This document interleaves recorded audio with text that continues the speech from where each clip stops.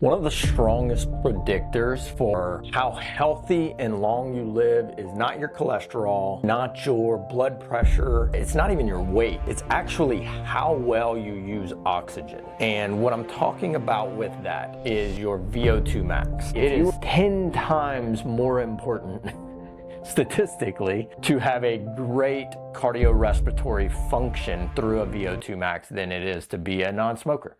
One of the strongest predictors for how healthy and long you live is not your cholesterol, it's not your blood pressure, it's not even your weight. It's actually how well you use oxygen. And what I'm talking about with that is your VO2 max. So when we look at testing how well our body uses oxygen, we use a metric called VO2 max. VO2 max is the amount of oxygen that your body can use at very high intensity, at the highest intensity you can work. But this is not just a measure for athletes. When we look at what your VO2 max is actually going through, it's a measure of how well your heart, lungs, vessels, mitochondria, and muscles all work together. Can we take in enough oxygen, deliver it to our cells? Do they have the ability to turn that into energy and work our muscles in a given capacity? So this is a very strong metric whenever we are looking at health in general. Some studies show that if you are in the very lowest demographic or section for your VO2 max for your age, and we compare you to the highest, someone who's very fit and they have a very high VO2 max, those people have a 500% difference in their risk of all causes of death. That is a giant, giant number. I use this example all the time. If you take someone who smokes all day, every day versus someone who doesn't, those people have about a 50% difference in their risk of all causes of mortality. So it is 10 times more important statistically to have a great cardiorespiratory function through a VO2 max than it is to be a non-smoker. So we need to train this, and it's really important to gain resilience. When we have a high VO2 max, we have a bigger engine, and so our body can handle functions much better without crossing into something like inflammation or irritation. We're not operating at a very high level, and just like our vehicles, if you're running that at a very high RPM, that is at the edge of what that engine can sustain, it's going to burn out and break down really quickly, and our body is no different, and the studies show us that. In 2024, there was a big meta-analysis that came out and showed that VO2 max and cardiorespiratory function was directly correlated with many of the longevity metrics that we can look at. So things like blood pressure, inflammation, cell function, overall health metrics. There was a direct correlation. The higher our VO2 max went, the better all of these metrics went. And so when we look at something like that, we are starting to say this is not just for the athletes. This is something that we all need to do if we want to live a healthy and long life. So let's talk about how to train it. So VO2 max, really important. And the beautiful thing about VO2 max is that it doesn't take a whole lot of time. So I'm going to tell y'all my two favorite things. One of them is called the Norwegian 4x4. So this was developed to directly raise VO2 max and your body's ability to take in oxygen and use it. So the way we do the Norwegian 4x4 is we do a proper warm-up.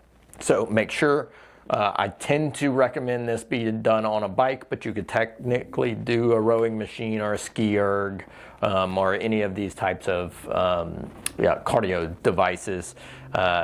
I tend not to recommend people do this on a treadmill or running unless you have a lot of experience running and you feel really confident that you can go at a high level without getting injured. So we warm up. We do a 5 to 8 minute warm up where we get quite warm. I like to see some perspiration. That's how warm we're trying to get. And then what we're going to do is we're going to do 4 minutes at about 85 to 95% of our capacity for that 4 minutes. So you're trying to go about as hard as you think you can sustain for 4 minutes. It's going to take a few sessions for you to learn what that is.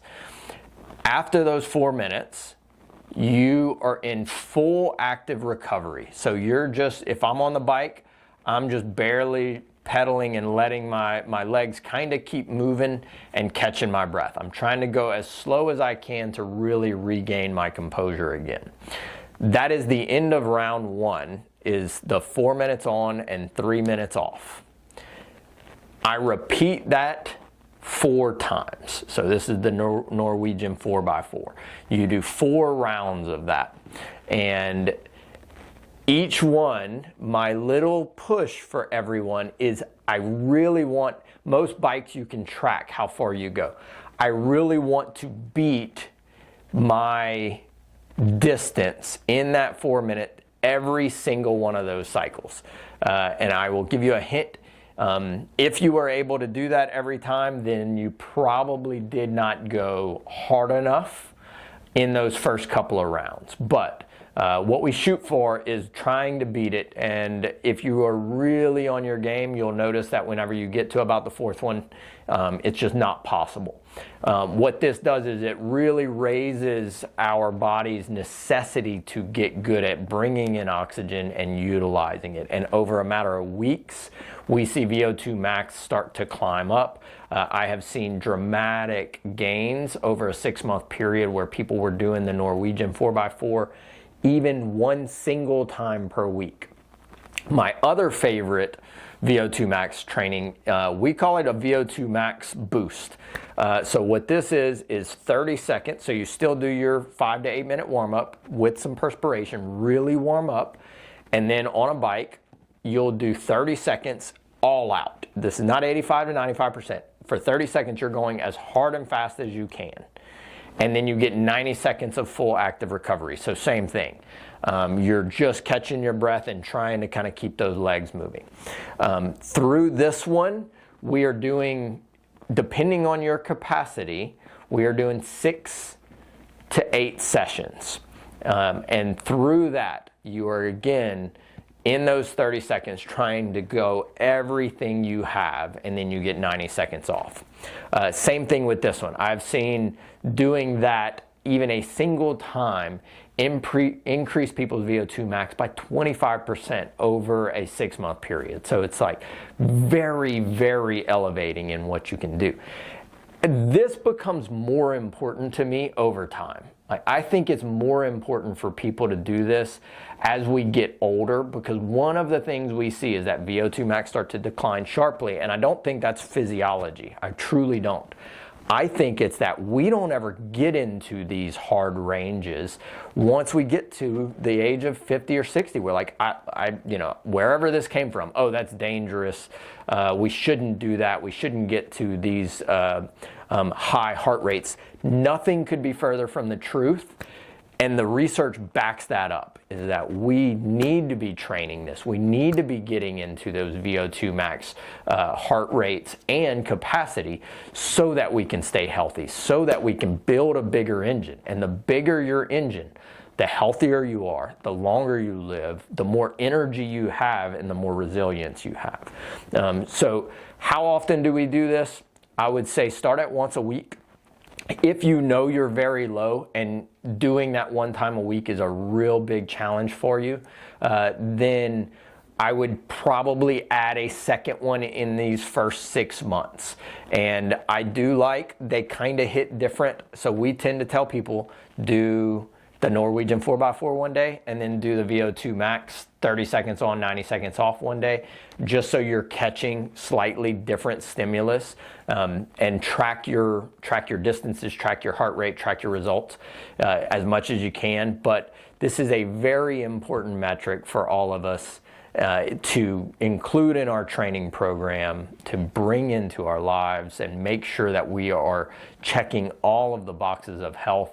And you'll live longer, you'll have more energy, you'll have more resilience if you are doing some VO2 max training. So include that. Let me know what your training program has been. Have you included this? I know that doing VO2 max training is a challenge, so even though these are like little short times, they are very intense. And the first time you do this, don't hate me. Keep it up because the results are so worth it. It's such a powerful thing to train. So I hope that helps. I will talk to y'all tomorrow.